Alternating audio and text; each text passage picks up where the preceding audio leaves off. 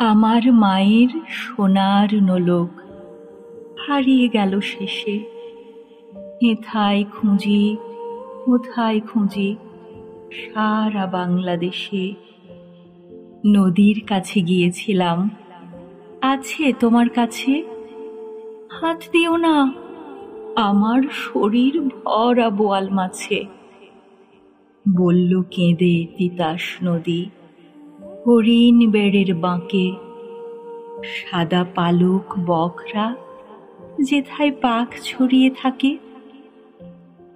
জল ছাড়িয়ে দল হারিয়ে গেলাম বনের দিক। সবুজ বনের হরিৎটিয়ে করে রে ঝিকমিক। বনের কাছে এই মিনতি, ফিরিয়ে দেবে ভাই? আমার মায়ের গয়না নিয়ে ঘরকে যেতে চাই। কোথায় পাবো তোমার মায়ের হারিয়ে যাওয়া ধন? আমরা তো সব পাখ পাখালি, বনের সাধারণ। সবুজ চুলে ফুল পড়েছি, নোলক পরিণত। ফুলের গন্ধ চাও যদি নাও, হাত পাতো হাত পাতো। বলে পাহাড় দেখায় তাহার আহার ভরা বুক। হাজার হরিণ পাতার ফাঁকে মাকে রাখে মুখ। এলিয়ে খোঁপা রাত্রি এলেন, ফের বাড়ালাম পা। আমার মায়ের গয়না ছাড়া ঘরে ফিরব না।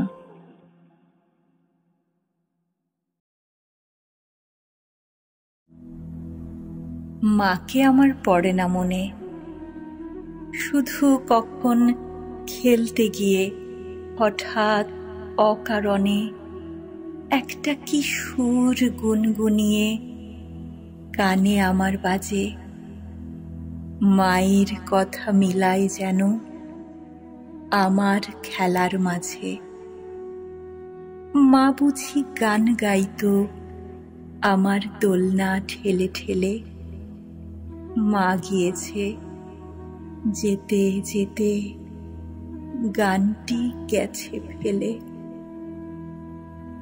মাকে আমার পড়ে না মনে, শুধু যখন আশ্বিনেতে ভোরে শিউলি বনে শিশির ভেজা হাওয়া বেয়ে ফুলের গন্ধ আসে। তখন কেন মায়ের কথা আমার মনে ভাসে। কবে বুঝি আনতো মা সেই ফুলের সাজি বয়ে। পুজোর গন্ধ আসে যে তাই মায়ের গন্ধ হয়ে। মাকে আমার পড়ে না মনে, শুধু যখন বসি গিয়ে শোবার ঘরের কোণে। জানলা থেকে তাকাই দূরে নীল আকাশের দিকে। মনে হয় মা আমার পানে চাইছে অনিমেষে। কোলের পরে ধরে কবে দেখতো আমায় চেয়ে। সেই চাউনি রেখে গেছে সারা আকাশ ছেয়ে। মাকে আমার পড়ে না মনে।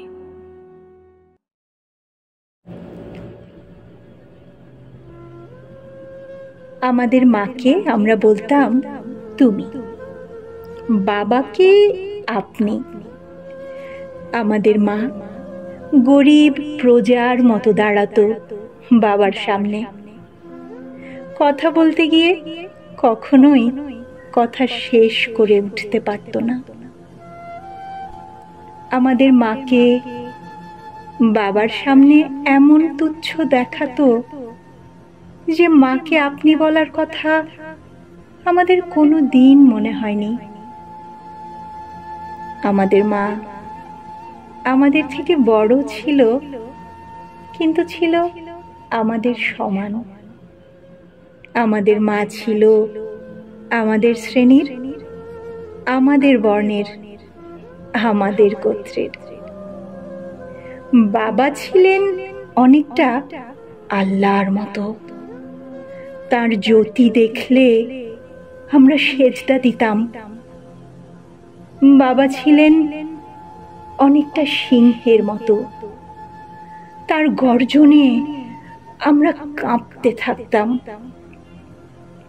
বাবা ছিলেন অনেকটা আড়িয়াল বিলের প্রচন্ড চিলের মতো। তার ছায়া দেখলেই মুরগির বাচ্চার মতো আমরা মায়ের ডানার পিছনে মুখ লুকাতাম। ছায়া সরে গেলে আবার বের হয়ে আকাশ দেখতাম।